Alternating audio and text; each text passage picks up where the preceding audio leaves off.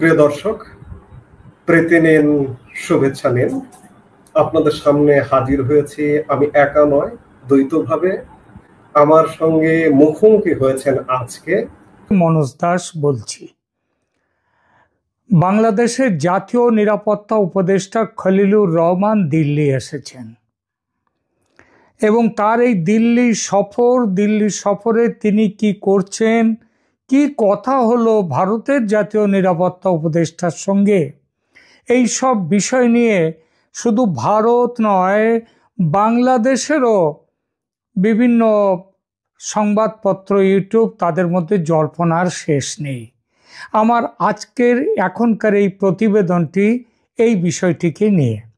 আপনারা জানেন বাংলাদেশের জাতীয় নিরাপত্তা উপদেষ্টা খলিলুর রহমান দিল্লি এসেছেন তার ভারতের কাউন্টারপার্ট অজিত ডোভালের সঙ্গে কথা বলতে। একটা তো উপলক্ষ থাকে। উপলক্ষ হচ্ছে কলম্বো সিকিউরিটি কনক্লেভের ৭ম অধিবেশন, যে সংস্থার সদস্য হয়েছে বাংলাদেশ মাত্রই গত বছর। একেবারেই সাধারণ একটি সম্মেলন, এর চেয়ে ঢের গুরুত্বপূর্ণ একাধিক সম্মেলনে যেটা ভারতে হয়েছে, বাংলাদেশ সেখানে যোগ দেয়নি। এই বিষয়টি নিয়ে গতকাল একটি প্রতিবেদন করেছি, তাই আজ আর সে বিষয়ে কিছু বলবো না। আজ বলবো খলিলুর রহমান এসে কি করলেন, কি তাকে বললেন ভারতের এনএসএ অজিত ডোভাল। শুরুতেই বলি, খলিলুর রহমান ভারতের সম্পর্ক উন্নয়নের চেষ্টায় এসেছেন বলে কিছু সাংবাদিক যেসব কথা বলছেন সেটা বিশ্বাস করার কোনো কারণ নেই। তিনি কলম্বো কনক্লেভে যোগ দিতে এসেছেনও যারা বলছেন, সেটাও আসল কারণ নয়। এটা একদম আইওয়াশ। তাহলে খলিলুর রহমান এলেন কেন দিল্লিতে? কেন অজিত ডোভালের সঙ্গে বৈঠক করলেন? আবার দেখুন, এই বৈঠকের জন্য খলিলুর সাহেব এতই উতলা ছিলেন যে একদিন আগেই উড়ে এলেন ভারতে।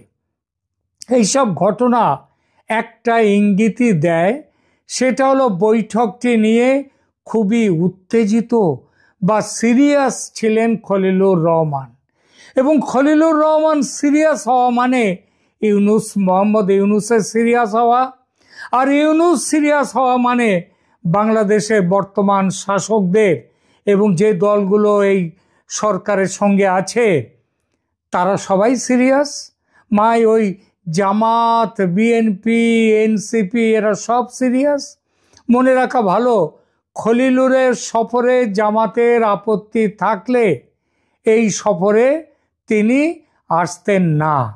পরের প্রশ্ন তাই স্বাভাবিকভাবে আসে, কি সেই দরকার যার জন্যে খলিলুর রহমান একেবারে ছুটতে এলেন?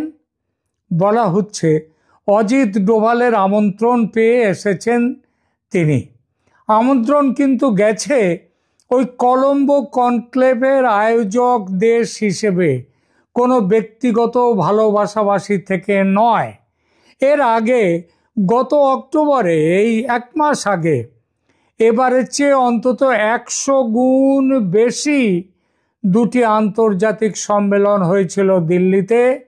যথারীতি নিমন্ত্রণ গিয়েছিল বাংলাদেশে, আসার কথা ছিল সেনা প্রধান ওয়াকারুজ্জামানের, তিনি আসেননি। এর অর্থ খলিলুর কথা বলতে চেয়েছেন ভারতের সঙ্গে, মানে মোহাম্মদ ইউনূস সাহেব কথা বলতে চেয়েছেন ভারতের সঙ্গে, আর ভারতও চেয়েছে এই সময় কিছু কথা বলতে বা শোনাতে। তাই দ্বিপাক্ষিক বৈঠক হয়েছে। সেটা খলিলুর চেয়েছেন দ্বিপাক্ষিক বৈঠক, এবং ডোভালও অরাজি হননি। ডোভাল খলিলুর রহমানের বৈঠক যে গতকাল নয়, 19 তারিখে হয়েছে, সেটা আধিকারিক স্তরে বলা হয়েছে।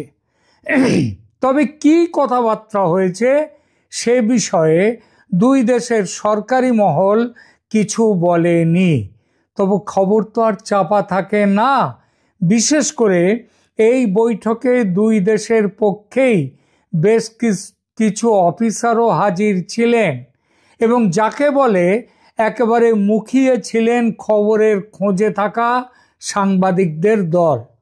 তাদেরই বিভিন্ন সূত্র থেকে পাওয়া বেসরকারিভাবে যে খবর পেয়েছি, দু কথায় বলি সে কথা।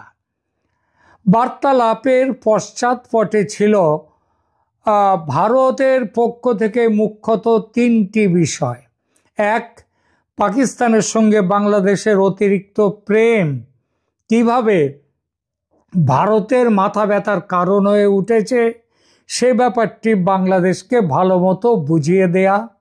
দুই, বাংলাদেশ যেভাবে ইউনূস সরকারের মদতে জঙ্গিদের স্বর্গরাজ্য হয়ে উঠেছে সেটা ভারতের শান্তি ও সুস্থিতির পক্ষে যে রীতিমতো বিপজ্জনক সেটা খলিলুর রহমানকে বুঝিয়ে দেয়া। এবং তিন, বিশেষভাবে দিল্লি বিস্ফোরণ কাণ্ডে বাংলাদেশের প্রত্যক্ষ যোগের পরিণামে ভারত কি করতে চায় বা কি করার প্ল্যান নিচ্ছে সেটা বাংলাদেশকে বুঝিয়ে দেয়া, যাতে ঠিক পথে ফিরে আসে বাংলাদেশ। আর খলিলুর রহমানের কাছে আলোচনার একটি ছিল এজেন্ডা, ভারত যেন বাংলাদেশে অপারেশন সিন্দুর পার্ট 2 কিংবা নতুন নামে কোনো সার্জিক্যাল স্ট্রাইক না করে। যারা বলছেন খলিলুর রহমান শেখ হাসিনার মৃত্যুদণ্ড এবং সেই প্রেক্ষিতে শেখ হাসিনার প্রত্যর্পণ নিয়ে কথা বলতে এসেছেন, তারা এটা মাথায় রাখেন না যে বন্দি প্রত্যর্পণ নিয়ে কথা বলাটা জাতীয় নিরাপত্তা উপদেষ্টাদের এখতিয়ারে পড়ে না, এটা তাদের কাজ নয়।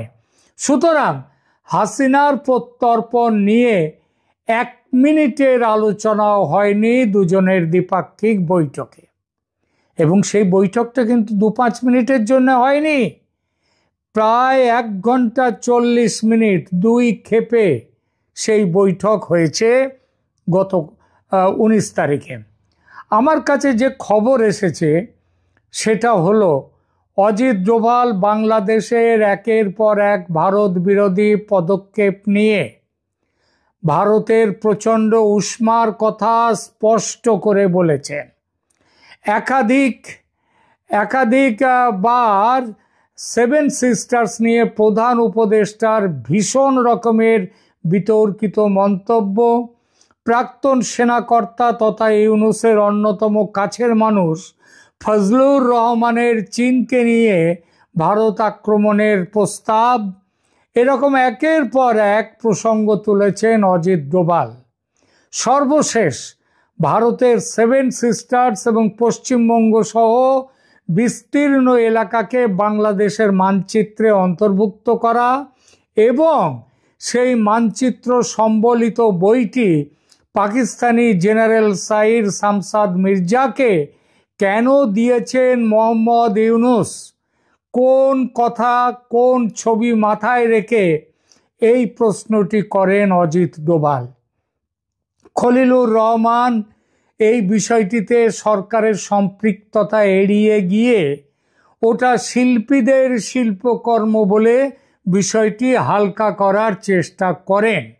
অজিত ডোভাল তখন বলেন, ভারতের শিল্পীরা যদি বাংলাদেশের রংপুর ও চট্টগ্রামকে বাংলাদেশ থেকে বিচ্ছিন্ন করে ভারতের মানচিত্রে জুড়ে দেন এবং সেই মানচিত্র সম্বলিত বইটি প্রধানমন্ত্রী মোদি যদি আমেরিকা বা রাশিয়ার প্রেসিডেন্টের হাতে তুলে দেন, তাহলে আপনাদের কেমন লাগবে? ভালো লাগবে কি? লাগবে না।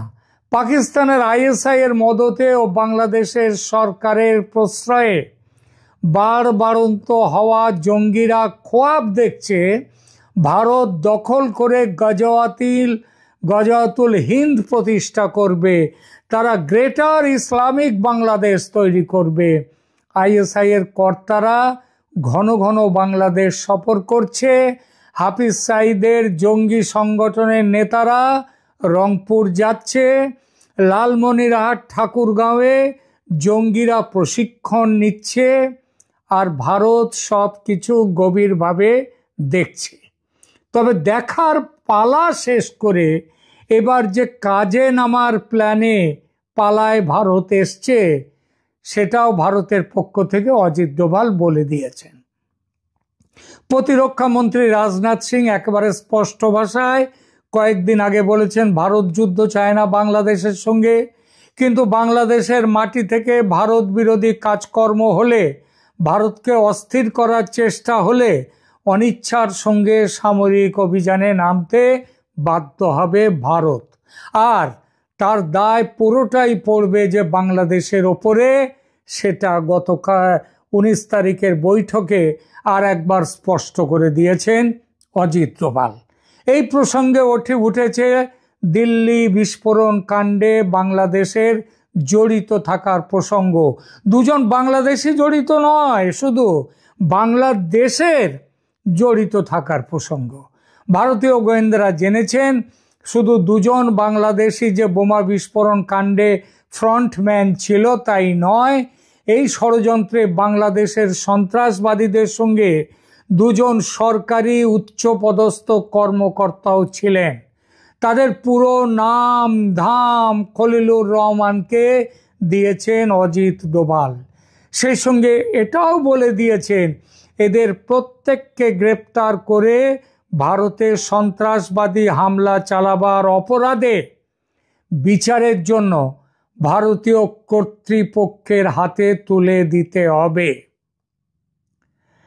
এই সঙ্গে অজিত ডোভাল আরও বলেছেন বাংলাদেশে যে জঙ্গি ঘাঁটিগুলো আছে সরকার যেন সেগুলো ভেঙে দেয়। এই ব্যাপারে প্রায় 50টি জঙ্গি ঘাঁটির তালিকা ও তাদের অবস্থান খলিলুর রহমান সাহেবের হাতে তুলে দেয়া হয়েছে। পাকিস্তানের সঙ্গে সম্পর্ক স্বাভাবিক করা বাংলাদেশের অধিকার, সার্বভৌম অধিকার, কিন্তু সম্পর্ক স্বাভাবিক করার আড়ালে ভারতকে অস্থির করার চেষ্টা হলে ভারত যে সেটা চুপ করে দেখবে না, সেটাও জানিয়ে দিয়েছেন অজিত ডোভাল। পুরো ব্যাপারে একটা টাইম শিডিউল ঠিক করে দিয়েছেন অজিত ডোভাল। শুনতে পাচ্ছি আগামী 15 দিনের মধ্যে, কেউ কেউ বলছেন নাকি 20 দিনের মধ্যে, যাই হোক 15 বা 20 যাই হোক, বাংলাদেশ থেকে সদর্থক জবাব না পেলে সামরিক অভিযানে নামতে বাধ্য হবে ভারত। সেই অভিযান সার্জিক্যাল স্ট্রাইকের চেয়ে কিছুটা বেশি হবে বলে মনে করছেন বিশেষজ্ঞরা। কেমন হবে সেই অভিযান? প্রথমত জঙ্গি ঘাঁটি গুড়িয়ে দিতে সার্জিক্যাল স্ট্রাইক, এবং once for all Siliguri corridor বা চিকেন স্নেক এই সুযোগে চিরদিনের মতো চওড়া করে নেয়া। মানে সেটা করতে গেলে পুরো রংপুর ডিভিশনকে ভারতে যুক্ত করে নেয়া। শুধু রংপুর নয়, আবার ওদিকে ভারতের বলছে 7 সিস্টার্স, আমাদের ইউনুস সাহেব বলেছেন 7 সিস্টার্স হচ্ছে ল্যান্ডলকড, আর তিনিই হচ্ছেন মানে বাংলাদেশ হচ্ছেন সমুদ্র গার্ডিয়ান অব দ্য ওশান। সুতরাং ত্রিপুরা থেকে সিধা সমুদ্রে যাওয়ার দূরত্ব মাত্র 28 কিলোমিটারের মতো। এই জায়গাটা ওই নদীর ব্রিজটা, ফেনীর ব্রিজটা নিয়ে নিতে পারলে, এটা নিয়ে নিলে 7 সিস্টার্স সমুদ্রের সঙ্গে যুক্ত হবে, আর চট্টগ্রাম চলে যাবে বাংলাদেশ থেকে। আর বাংলাদেশ 3 দিক নয়, তখন 4 দিক দিয়ে ঘেরাবন্দি হবে ভারতের কাছে। এই খবর শেখ হাসিনার কানে যে পৌঁছয়নি তা নয়, তিনি আপ্রাণ চেষ্টা চালাচ্ছেন বাংলাদেশকে অক্ষত অবিভক্ত রাখতে, কারণ তিনিও তো এটা মানতে পারেন না। কিন্তু তার তো আবার ফাঁসির আদেশ হয়ে গেছে। ভারতকে ঠেকাবার ক্ষমতাই যে তার হাতে নেই। খলিলুর রহমান দেশে ফিরবার পর ইউনুসকে সব বলবেন, তবে মাঝখানে মাত্র 15 কিংবা 20 দিন। তার মধ্যে বাংলা সরকারকে ঠিক করতে হবে তারা দেশকে অখণ্ড রাখতে চায় নাকি বেশ কয়েকটা ভাগে ভাগ করতে চায়। ভারতের বেঁধে দেওয়া টাইম বোমা কিন্তু টিক টিক টিক ঠিক করে চলছে। এখন সিদ্ধান্ত বাংলাদেশের, বাঁচতে চায় না মরতে চায়। ধন্যবাদ।